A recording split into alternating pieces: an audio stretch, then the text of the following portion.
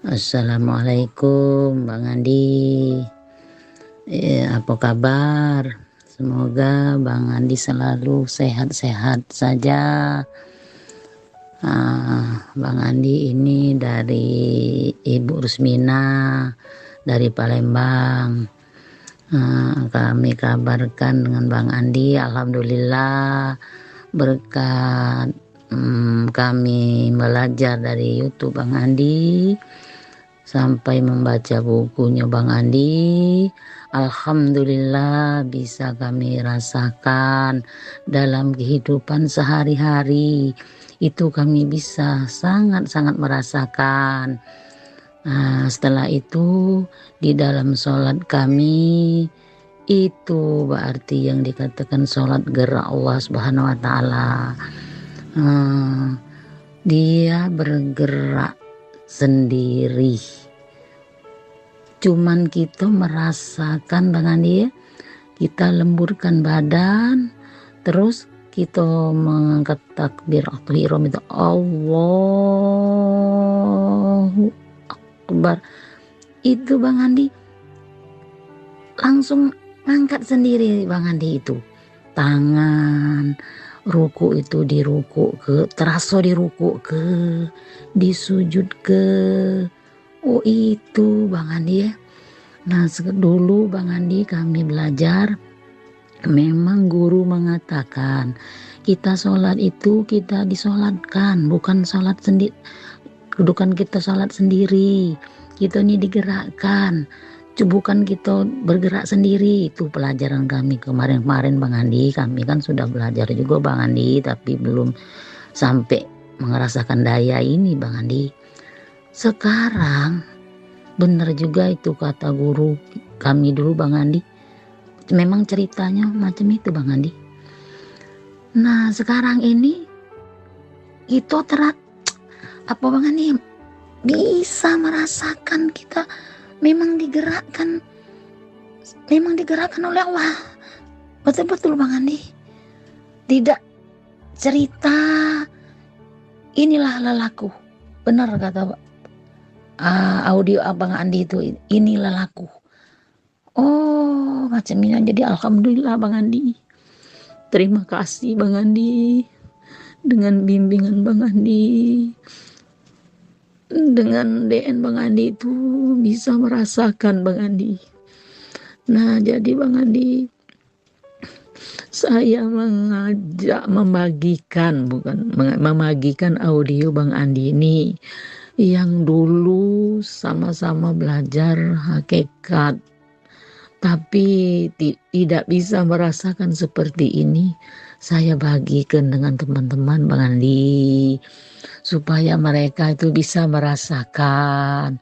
Tapi aku dengar audio Bang Andi itu jangan sembarangan.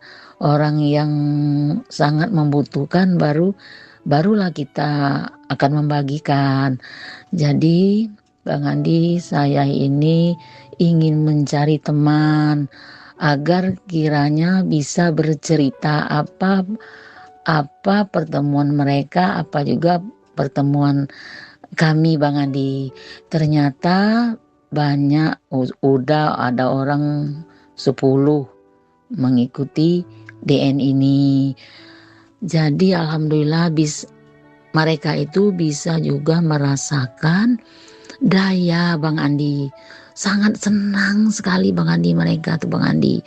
Tapi kalau mereka itu nanya sama saya Bang Andi, saya belum bisa menjelaskan. Kita sama-sama belajar. Ini audio Bang Andi. Nah jadi sekarang ini teman-teman itu bertanya sama saya, kenapa saya semenjak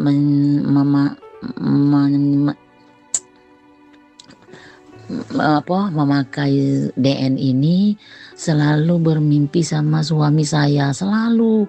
Padahal sebelum dulu tidak pernah mimpi. Nah, yang suaminya meninggal, yang mama mertuanya, mama kandungnya meninggal, gitu juga Bang Andi. Saya selalu ngimpi bertemu sama bapak saya, ibu saya, hampir setiap malam makan bersama. Itu apa ya? Nah, saya nggak tahu juga. Itu kita dengar audio Bang Andi aja lah, kata saya Bang Andi. Nah, kalau saya nggak ada ngimpi-ngimpi, tenang-tenang aja. Nggak ada ngimpi-ngimpi Bang Andi. Tapi Bang Andi sekarang ini, Bang Andi ya, masih ingin selalu bimbingan Bang Andi. Kalau sudah sholat, anak Al-Fatihah kepada guru-guru, kepada orang tua, baru syahadat sama salawat itu sudah rasa badan ini rasa terangkat Bang Andi, enteng, seperti layangan mau naik itu Bang Andi. Macam mana Bang Andi ya? Nggak lagi pakai DN itu, hilang Bang Andi DN Allah itu. Hilang. Napas pun ngecil ke dalam. Terus badan ini tidak terasa badan Bang Andi. Tidak terasa ada badan, tidak terasa, cuman ada perasaan saya itu cuman ada kepala. Macam mana Bang Andi ya? Cuman Bang Andi, saya ingat mendengar audio Bang Andi doa aja. Ya Allah, aku ingin dekat kepadamu ya Allah. Aku selalu ingin dekat kepadamu ya Allah. Hanya Engkau yang bisa mengampuni segala dosaku ya Allah. Hanya Engkau ya Allah yang bisa menghapuskan dalam kesalahanku ya Allah. Hanya Engkau yang bisa menuntun aku ke jalanmu ya Allah. Jalan ingin dekat padamu ya Allah. Aku ingin sekali ya Allah, ingin dekat selalu padamu. Ya itulah yang aku selama naik terus. Macam mana Bang Andi ya? Apa itu betul Bang Andi? Nah, kemarin saya dengar audio yang baru itu, jangan mengikuti rasa, kata Bang Andi. Nah, rasa itu biar tidak mengikuti ya terasa Bang Andi. Nah, terus saya berdoa seperti tadi itu benar apa salah Bang Andi? Macam mana Bang Andi ya? Cuman yang saya rasakan itu seperti sudah dekat. Nah itu mana Bang Andi? Jadi macam mana Bang Andi yang merasakan? Tolong jelasannya Bang Andi, tidak bisa diungkapkan. Nah itu cuman itulah. Belum, kalau dulu ber-DN itu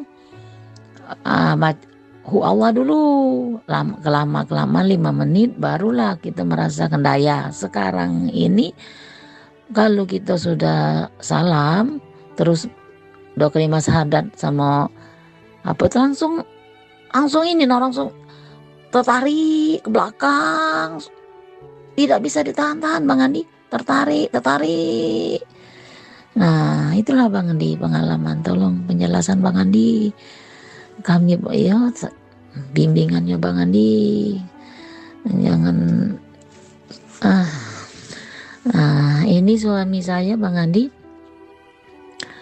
macam itu juga Bang Andi, sama seperti itu juga, nggak pakai DN lagi, terlangsung itu dayanya ada. Mohon jawabannya Bang Andi ya, mohon cerahannya. Kami ingin ber-DN bersama, rencana Bang Andi kumpul di rumah Ibu Rusmina ini, dikumpul ke macam mana, salah tak Bang Andi? Tapi saya tidak bisa Bang Andi menjelaskannya, cuman sama-sama mendengar di audio Bang Andi. Nah tapi mereka ini ingin sekali minta tanyakan Bang Andi ya, seperti inilah saya ini mewakili teman-teman juga Bang Andi. Waalaikumsalam warahmatullahi wabarakatuh. Alhamdulillah, terima kasih banyak Ibu Rusmina udah berbagi cerita. Alhamdulillah kalau sudah bisa sholat dengan daya Allah, Dan itulah sejatinya hakikatnya sholat ya. Sholatku disolatkan oleh Allah ya. Jadi kalau kita sudah paham daya dalam sholat, aku bang nggak bergerak bang, tapi aku digerakkan. Mengangkat tangan, ruku, ya kan, sujud, semua. Aku hanya mengikuti daya dari Allah. Nah, jadi kalau kita sudah paham sholatku disolatkan oleh Allah, jangan pernah merasa kita yang beribadah ya. Kita harus pahami hakikat di kehidupan. Mengapa selama ini banyak orang merasa dia alim, dia suci, dia orang taat, dia orang takwa, dia merasa dirinya takwa, merasa dirinya taat, merasa dirinya ahli ibadah. Ya kan? Rajin dia sholat, ngelihat orang gak sholat benci dia, merasa suci dia. Ya berarti dia masih merasa dirinya yang sholat. Ya kan? Jadi bagi kita yang sudah memahami daya dalam sholat, ya kita gak merasa aku ini ahli ibadah, tapi aku beribadah karena digerakkan oleh Allah. Nah itu harus kita pahami, bawa dalam kehidupan, sehingga kita tidak menghakimi orang lain. Ketika orang lain belum bisa seperti kita menghakimi. Nggak boleh. Jadi bawa dalam kehidupan. Jadi daya dalam sholat itu jangan hanya ketika sholat saja kita pahami. Dalam segala hal kehidupan apapun, gerak hidup kita, bawa Allahnya. Ya. Aku mau begini, aku digerakkan Allah. Aku disuruh Allah. Aku mau begitu, aku mengikuti perintah Allah. Jadi kita paham perintah-perintah Allah di dalam kehidupan kita. Ya. Jadi nggak lagi mengikuti nafsu. Bawa dalam kehidupan. Jadi macam Bu Rusmina, jangan hanya pahamnya ketika sholat saja. Begitu pula bang, aku zikir baru sampai salawat Nabi saja, baru bersahadat saja sudah dayanya udah kenceng bang. Kita merasa daya di dalam zikir saja. Bagaimana dalam kehidupan? Bisa nggak kita bawa itu? Daya-daya Allah itu di dalam kehidupan kita. Rasa sambung kita kepada Allah dalam kehidupan kita. Kalau kita bisa membawa itu semua dalam kehidupan, ya hidup kita terkontrol ya. Tidak lagi mengikuti hawa nafsu. Jadi coba itu dikembangkan lagi, bukan hanya di saat sholat, bukan hanya di saat duduk berzikir, tapi dibawa dalam gerak hidup ya. Jadi kalau memang Bu Rusmina sudah paham dayanya, terus ada teman-teman pengajian dulu dengan guru-guru yang dulu, kami dulu bang udah dikasih tahu oleh guru bang, tapi mungkin tekniknya tidak diajarkan ya. Mungkin guru hanya berceramah saja, memberi teorinya saja, tapi tidak diajarkan praktek. Nah sekarang ketemu dengan metode yang kita langsung praktek. Jadi kita bukan lagi kata orang, kita rasakan sendiri. Nah jadi Bu Rusmina tolong itu diajarkan teman-temannya ya. Silakan, gak perlu minta izin dengan saya. Kalau ada orang punya ilmu ingin mengajak kepada Allah, ya silakan, gak perlu minta izin ya. Masa berbuat kebaikan minta izin? Ngapain minta izin ya? Kalau saya silakan. Yang penting niat kita tulus. Aku sudah rasakan manfaatnya, aku sudah rasakan Allah yang dekat, aku ingin juga mengajak orang lain dekat kepada Allah. Kalau niat kita tulus sebagai rasa syukur kita kepada Allah, insya Allah itu dayanya ada. Tapi kalau kita mengajak orang biar kita dianggap jadi guru, nah ini hati-hati, itu nafsu ya. Dapat secuil ilmu langsung istilahnya ayo belajar sama aku mau jadi guru nih. Cari murid kita, cari jemaah kita, ya itu nafsu. Gak boleh, nanti dayanya gak dapat ya. Jadi niat kita harus tulus. Samalah seperti saya gak pernah ingin menjadi guru. Semua yang saya bagikan sebagai rasa syukur saya, aku dapat ilmunya, enak aku kepada Allah, dekat kurasakan Allah yang dekat. Ajak juga orang lain biar merasakan hal yang sama. Itu sebagai bentuk rasa syukur kita kepada Allah, bukan karena kita ingin jadi siapa-siapa.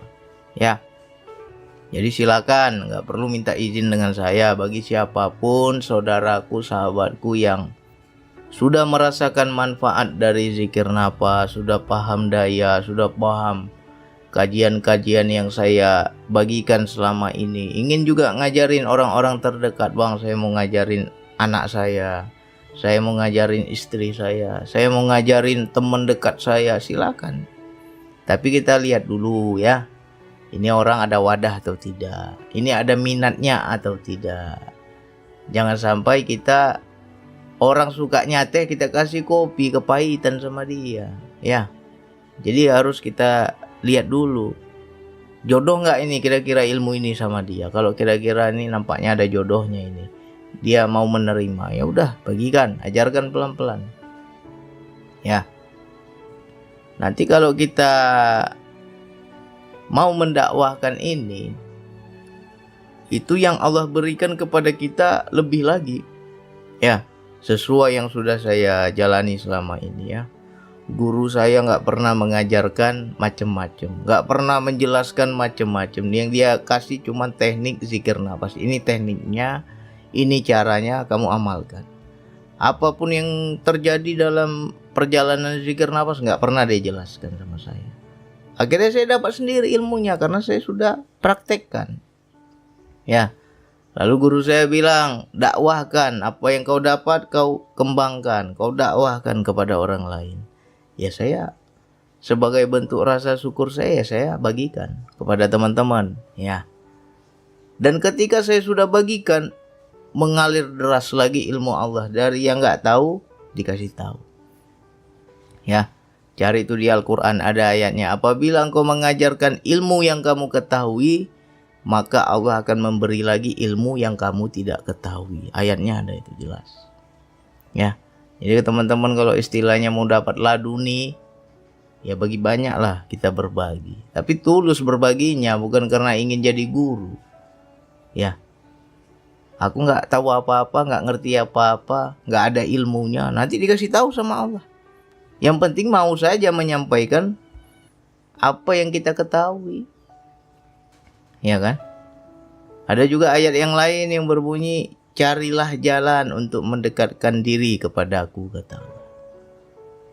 Lalu berjihadlah di jalanku ya. Kita cari jalan nih untuk mendekatkan diri kepada Allah. Ketemu jalannya, apa jalannya, metodenya, zikir nafas. Udah dapat zikir nafas, berjihadlah di jalan itu.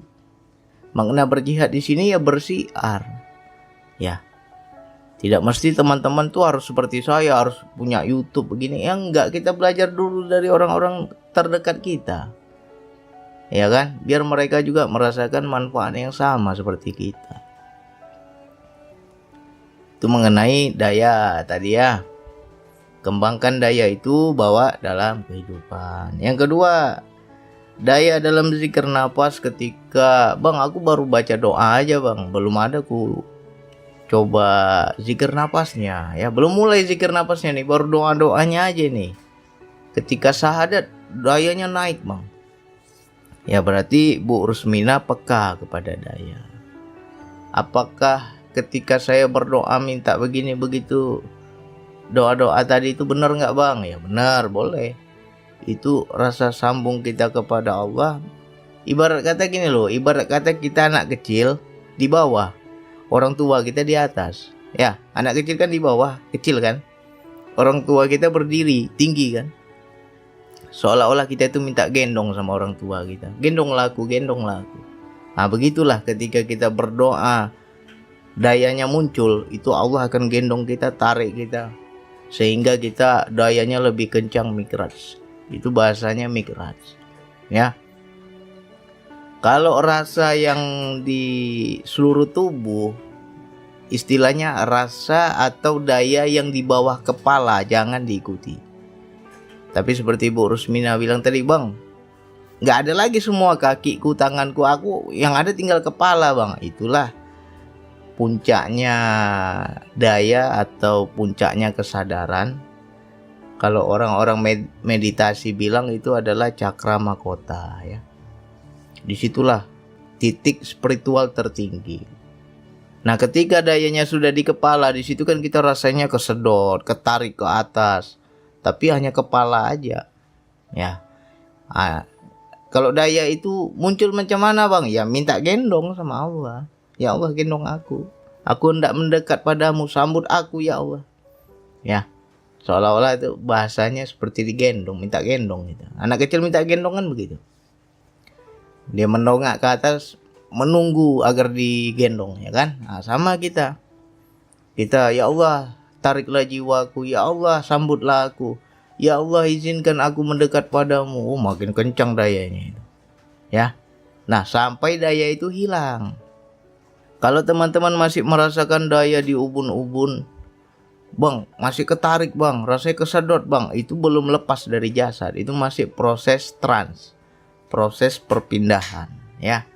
Kapan dayanya kita lepas dari jasad? Ya nggak ada lagi daya-daya itu. Tapi kita sudah masuk ke wilayah rohani, ke wilayah batin, ya. Jadi dilatih aja. Kalau memang dayanya sudah di atas kepala, ya leher ke atas, itu udah bagus. Teruskan, ya. Minta sama Allah. Yang penting kita pasrah. Di situ nggak boleh digas. Ibarat kata orang naik motor digas itu akan kejang-kejang nanti karena daya terlalu kuat. Jadi bagaimana, Bang? Kita digendong oleh Allah, ditarik oleh Allah, jiwa kita migras kepada Allah, tapi kita tidak tersentak. Ya pasrah. Pasrah. Kuncinya itu ada di napas keluar. Di napas keluar itulah pasrah. Ya. Nah, wilayah ini memang nggak bisa diajarkan, tapi nanti dengan seiringnya praktek akan paham apa yang saya katakan. Di pintunya di napas keluar. Waktu napas keluar kita nyebut Allah, di situ pasrah. Nanti dayanya lama-lama lembut sampai betul-betul hilang, ya. Jadi Bu Rusmina silakan dilatih terus. Bagi saudaraku, sahabatku yang lain yang sudah merasakan manfaatnya, ya, jangan sendiri-sendiri ke surga, ya. Ke surga itu harus ngajak-ngajak. Ketika engkau sudah merasa wilayah rohani yang dekat kepada Allah, jangan kau sendiri, ajak-ajaklah orang lain. Berbagilah kepada orang lain. Karena itu perintah Allah, berjihadlah engkau di jalanku, kata Allah. Ya. Cari jalannya untuk mendekatkan diri kepada Allah. Aku udah dapat, Bang, jalannya. Udah dapat jalannya, sudah diamalkan, sudah paham ilmunya. Berjihadlah di jalan Allah. Ya, jihad kita. Sebarkan ilmu zikir nafas ini. Ya, semampu kita. Ajarkan, jangan kita istilahnya nggak pede, Bang. Aku aja nggak ngerti, Bang. Ya, anggap saja sama-sama belajar. Kalau ada saudara kita, sahabat kita, teman kita yang mau belajar, ya ayo sama-sama belajar, bilang aja gitu. Ya. Nah, ketika kita siap, nanti Allah akan lebihkan ilmu kita. Dapat itu yang namanya laduni. Ya. Ilmu dari sisi Allah yang tidak diajarkan oleh siapa-siapa. Ya. Bukan dari guru kita yang ajarkan, tapi guru sejati, Allah sendiri yang ajarkan. Tiba-tiba paham kita ilmunya. Ya. Itu yang sudah saya jalani selama ini.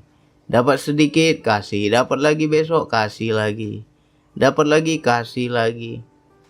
Akhirnya nggak habis-habis ilmu kita. Ya. Macam Ibu Rusmina, coba jangan hanyut pada daya. Istilahnya takjub. Bang, dalam sholat kurasakan aku digerakkan oleh Allah. Aku ikutin daya dari Allah. Nah, di luar sholat bagaimana? Bisa nggak kita pahami gerak-gerak Allah itu? Ya. Bang, dalam zikir aku rasakan ketarik ke atas. Aku rasakan daya di atas kepala. Ya, itu kan ketika duduk berzikir. Bagaimana dalam kehidupan? Ada nggak rasa sambung kepada Allah itu? Ya. Jadi jangan hanya di spiritualnya saja kita hebat, tapi dalam kehidupan nol. Dalam kehidupan gak ada rasa sambung. Dalam kehidupan gak ada kita berisan. Jadi harus bawa dalam kehidupan. Ya, udah paham kan? Disolatkan Allah. Udah bang, aku udah ngerti bang. Bukan aku yang sujud, bukan aku yang ruku. Dalam segala apapun gerak hidupmu, jangan kau merasa engkau yang bisa. Jangan kau merasa engkau yang beribadah. Jangan merasa engkau yang berkuasa. Kita ini hanya dititipkan kuasa. Ya, kalau kita bisa buat baik sama orang, ya Allah yang gerakkan, bukan ini karena hebatku. Kita bisa begini sama orang, bisa begitu sama orang. Kita bisa melakukan suatu ibadah, bukan aku yang beribadah. Ya, sehingga hilanglah keakuan kita. Larinya ke situ pemahamannya. Jadi jangan hanya dicari spiritual tapi nggak bisa diterapkan dalam hidup. Kan banyak gitu. Ngaji makrifat, ngaji toreko, spiritualnya luar biasa, tapi dalam kehidupan nggak nampak spiritualnya. Seharusnya yang orang-orang berspiritual itu dalam kehidupannya kelihatan. Ya, kan banyak kan kita jumpai orang sudah taat ibadah, alim, sampai hitam jidatnya, sholatnya luar biasa, tapi semakin dia banyak ibadahnya, semakin mengecilkan orang yang gak bisa seperti dia. Semakin merendahkan orang yang belum beribadah. Ya, berarti dia masih merasa dia yang sholat itu. Ya, jadi kalau kita belajar hakikat ma'rifat itu harus paham. Kalau aku begini, makna kehidupannya apa? Aku dapat sensasi ini, rasa begini, rasa begitu, spiritual begini, spiritual begitu. Bawa dalam kehidupanmu itu maknanya apa? Ya, jangan hebat berspiritual tapi di dalam kehidupan gak nampak spiritual kita. Ya, harus diterapkan itu. Harus kita pahami. Bang, aku dalam zikir nafas masuk ke wilayah tenang, hening, nyaman, ya kan? Di situ ada keinginan nggak? Nggak ada bang, aku duduk aja di situ. Nah, begitulah jiwa sejatinya. Disitulah yang dikatakan diri sejatinya diri, ya. Ketika engkau sudah mencapai yang namanya jiwa yang tenang, sudah terpisah dari nafsu.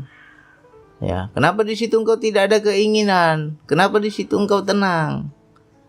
Ya, berarti kita sudah lepas dari jasad. Jadi kalau kita menyatu dengan jasad, nafsu juga bekerja. Makanya jangan hanya jasad ini saja yang dikasih senang. Ya, nafsu itu wilayah jasad. Pahami. Maunya yang enak-enak aja, yang kalau dikasih yang gak enak berontak dia. Itulah nafsu.